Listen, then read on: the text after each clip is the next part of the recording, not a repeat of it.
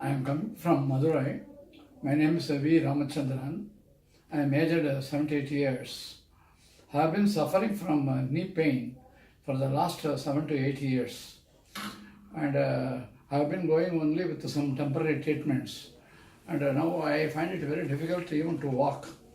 In this instant, I have been advised that Dr. Mangachalam is giving biological treatment with stem cells. So I thought, and also I went through the net and all that. I found it's a most modern thing and it gives a better healing effect. Yesterday I underwent the process.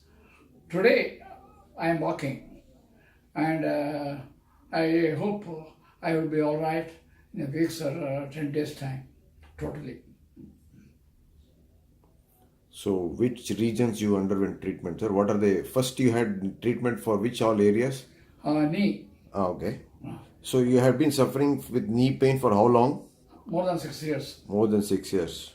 You have tried various treatments and they Yeah. had not worked. Yeah. So, do you think that biological treatments are the way forward? I hope that it will give a better result. See, the main thing is the replacement and physiotherapy. I heard that is more ideal for us, and for my age also it may be difficult.